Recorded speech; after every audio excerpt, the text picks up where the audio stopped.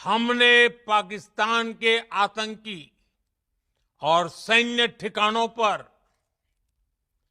अपनी जवाबी कार्रवाई को अभी सिर्फ स्थगित किया है। मोदी कह रहे हैं कि जी हम टेररिस्ट को खत्म करने के लिए और टेररिज्म को खत्म करने के लिए दोबारा ऐसा कर सकते हैं, हमारे पास ये राइट है।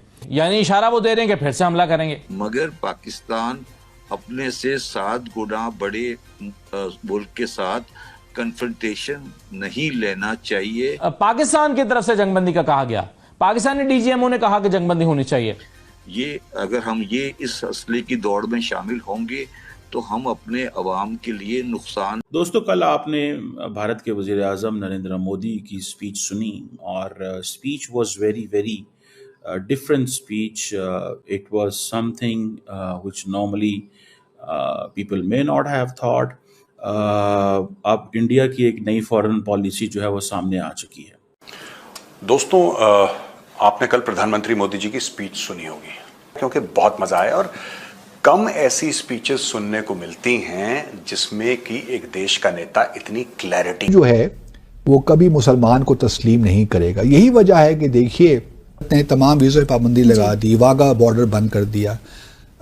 हमने भी, मेरा ख्याल ये था कि इस वक्त अगर मैं होता तो ये मशवरा ज़रूर देता कि अभी आप सिर्फ ये अनाउंस करते कि आपने भी तमाम वीज़ों पर पाबंदी लगा दी है। सिखों के लिए फ़िलहाल एग्जम्पशन देने की ज़रूरत नहीं थी। बाद में हम फैसिलिटेट कर सकते थे, कुछ चेंज कर लेते, लेकिन इस वक्त ये बेहतर रहता ताकि सिर्फ थोड़ा सिख भी एजुटेट होते ना। उनके लिए तो ये मक्का मदीना है पाकिस्तान, उनको तो आना ही होता है ना। तो इसलिए हमने एक गुडविल शो की है। एक आर्गुमेंट हो सकता है कि गुडविल हमने सिखों के लिए शो की, लेकिन मेरा अपना ख्याल है कि जब इस तरह मामला हो सीरियस तो उसमें थोड़ा बहुत उन कम्युनिटीज़ को भी थोड़ा सा एजिटेट करना चाहिए ना अपने गवर्नमेंट के खिलाफ कि आपने क्या काम किया है। तो अगर इस वक्त ना करते तो एक लिहाज से बेहतर होता, लेकिन चलिए अब हो गया तो अब हम इंटरनली भी प्रेशर क्रिएट हो सकता हो सकता था। तो इस वजह से थोड़ा बहुत इस पे ना करते तो आप देखना ये है कि आया हिंदुओं का क्या होता है जी। हिंदुओं तो अब आया भारत अब जो हमारा 1974 का प्रोटोकॉल है, जो ये सारा ज़ायरीन आते जाते रहते हैं उसको गवर्न करता है, तो क्या भारत हमसे अप्रोच करेगा कि नहीं, ये अब देखने। आपने कल प्रधानमंत्री मोदी जी की स्पीच सुनी होगी, क्योंकि बहुत मजा आया और कम ऐसी स्पीचेस सुनने को मिलती हैं जिसमें कि एक देश का नेता इतनी क्लैरिटी के साथ बोले।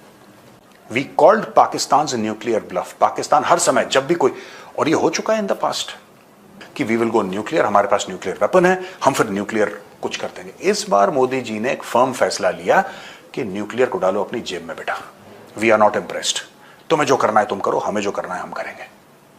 इस टाइप की स्ट्रेटेजिक क्लैरिटी दोस्तों मैंने बहुत कम लीडर्स में देखी। मैं ये नहीं कह रहा कि मैंने कभी नहीं देखी, लेकिन मैं ये कह रहा हूं कि बहुत कम 1 और 2% लीडर्स होते हैं ग्लोबल लेवल पे जिनकी इतनी स्ट्रेटेजिक क्लैरिटी होती है। एक न्यू नॉर्मल सेट हो गया है, एक न्यू बेंचमार्क सेट हो गया है भारत और पाकिस्तान के रिलेशंस में कि जब मन चाहेगा तब तुम्हें ठोकेंगे और तुम्हारे न्यूक्लियर की ऐसी की तैसी, हमें कोई फर्क नहीं पड़ता, तुम्हें जो करना है करो। वो कुछ करें, हम बोले तुमने करा है, बोले न्यूक्लियर। अब कोई ना डोजियर दिया जाएगा, सिर्फ डोज दी जाएगी तुम्हें बेटा। Days of dossier are over, days of the dose have started. तुम्हें ठोका जाएगा, जब मन चाहेंगे तुम्हें ठोकेंगे।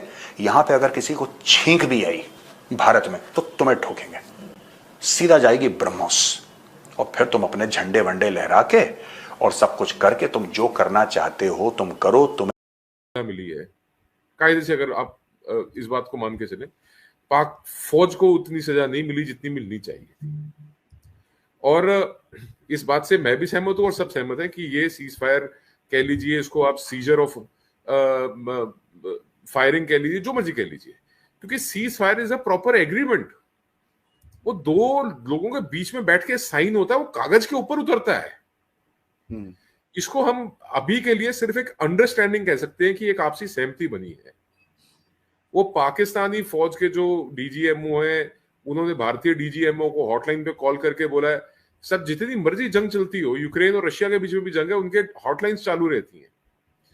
तो ये वो फेज है। मैं समझता हूँ आदि, इन माय ओपिनियन, कि एचएनएस है ये पाकिस्तानी कौम जो है ना, मैं इनको एचएनएस बोलता हूँ, हम नहीं सुधरेंगे। ये सुधर ही नहीं सकती कौम, ठीक।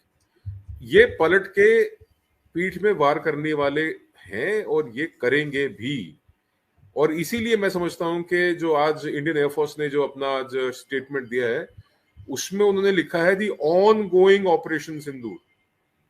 और ये एक बड़ी खास बात है कि इससे पहले जितने भी कोई ऑपरेशंस का हम पराक्रम विजय हम जो बातें करते हैं वो फौज के थे, आर्मी के थे। हद इंडियन आर्मी और एयरफोर्स के बीच में जॉइंट ऑपरेशंस थे। अभी ये जो ऑप सिंधु